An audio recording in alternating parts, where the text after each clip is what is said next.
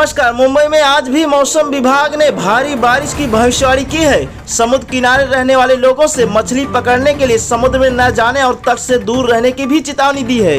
मौसम विभाग ने पहले मुंबई में तेज बारिश की आशंका जताते हुए रेड अलर्ट जारी किया था, लेकिन अब उसका स्तर कम करके ऑरेंज अलर्ट कर दिया है।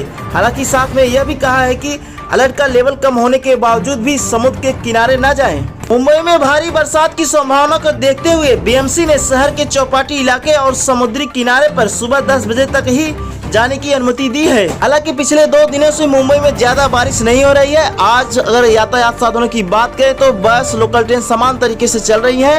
आप देख रहे हैं SP update YouTube channel. Mumbai बारिश की सभी लेटेस्ट अपडेट पाने के लिए चैनल को सब्सक्राइब करें और बेल आइकन जरूर प्रेस करें। Thank you.